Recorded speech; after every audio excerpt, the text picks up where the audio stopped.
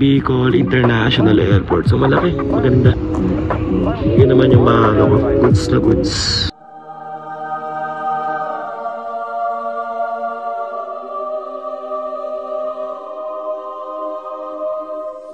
Sa gabi, ganito ang itsura niya.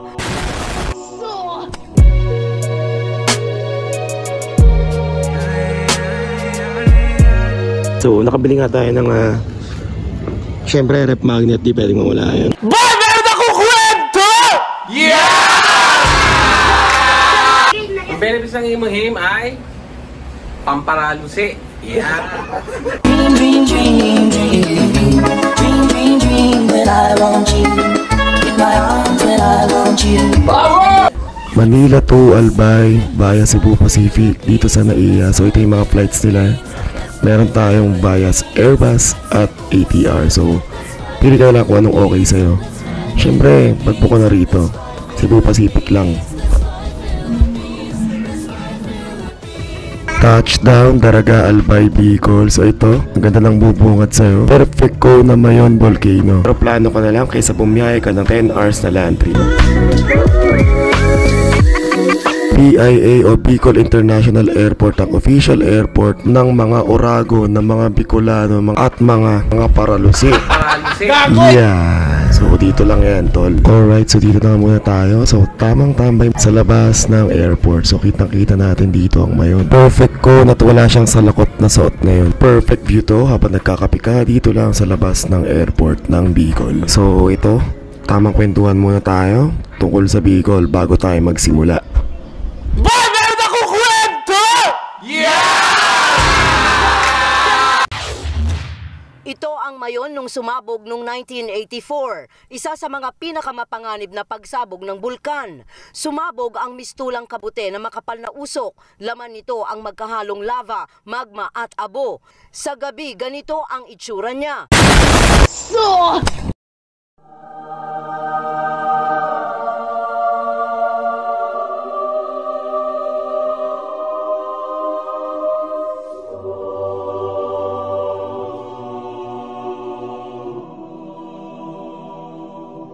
Simulan natin sa mga pwedeng puntahan dito lang sa Daraga, Albay, Aksawaron. So ito ang sikat na simbahan na lumubog dahil sa pagputok ng bulkan. So hanggang ngayon nakatayo pa rin to. Yung bell tower na lang makikita mo rito. Comparison ng noon at ngayon ng itsura ng Aksawarons.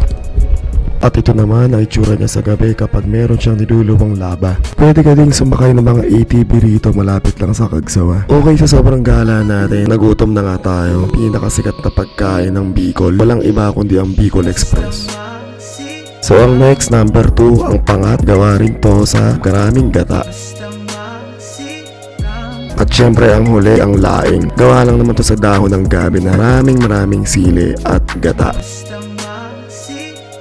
At syempre kahit dessert na hindi pa rin papatalo ang mga paralusi. Kahit ice cream may sili pa rin to, boy.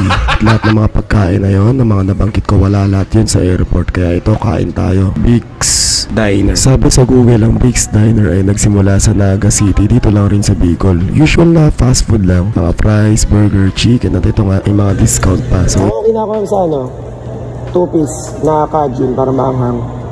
Okay naman, at ito yung chicken nila. Okay na rin, dalawang malaking spicy cajun to. Goods, talagang crispy talaga siya. Pwede na rin siya, goods na rin to. Makakapalag na rin to sa mga McDo, KFC o Jollibee. Sarap. Sarap. Lalo na rito sa airport, walang ganung fast food. Ito lang ang fast food na dito sa airport. Okay, flight ko na rin pabalik ng Manila. So tamang stroll muna tayo dito sa loob ng airport. Dito na ako ngayon sa pre-departure area at nakita ko nga itong mga abakan ng mga bag, no. So ito yung mga handmade, itong mga bag na to. So legit naman to. Dito naman sa kabilang side, andito naman yung mga delicacies ng Bicol. So ito ang pinakasikat na mga pili nuts. Iba-ibang klaseng luto ang meron dito, yung mga original at mga crispy din. So dito goods naman, marami mga kainan. Merong It's a Date. At itong sikat na Bigs dito sa Bicol, Sandwich Guy, Lesans, Daily Bites, Dunkin,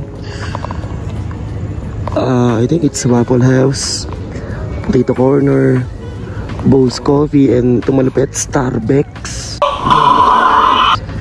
Tapos ito mga bilihan ng pasalubong. So nakabili nga tayo ng syempre rep magnet, di pwedeng mawala yan.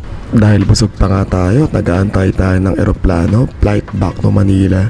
So lakad-lakad tayo, tingin tayo ng mga pwedeng mabili.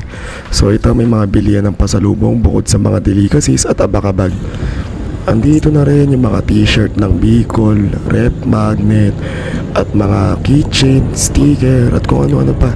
So ito yung mga pwede mo itong ipasalubong mo sa mga kasama mo sa Manila. So ito, dami. Pili ka na lang, boy. Ang rep magnet one, no?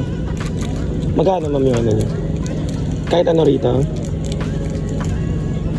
Okay, pili muna ako ng pwedeng bibiling rep magnet dahil isa rin to sa mga collection ko kapag umiikot ako sa buong Pilipinas, pati na rin sa mga international station. Okay, nakabili na nga ako rito sa Bicol Skirt City at dito sa Starbet. Bili ko lang siya rito ng 3,4,100. Okay, habang nakaupo at nag-aantay ng flight, titigan mo natin to si Mayong Magayon. Yes, solo trip na naman. Dito tayo ngayon sa Albay, Bicol. Dito may Mayon dyan, boy. So ngayon, uwian na tayo. Full day lang tayo rito. Wala tayong napuntahang gala, literal na airport lang, but goods naman, no? So, view pa lang ng Mayon, panalo na dito tayo. So, hopefully, magbalik natin dito next year. Makagala tayo kahit sa Pagsawa, makapag-try tayo ng ATV, and kung ano-ano pa ng mga tourist destination dito sa Legazpi, Albay. Alright, so waiting na ako ng flight ko back to Manila. So, it will arrive by 5 p.m. Maganda naman ang airport ng BIA. Kaka-open lang ito this year. Bicol International Airport. So, malaki. Maganda. Yun naman yung mga ano ko, goods na goods.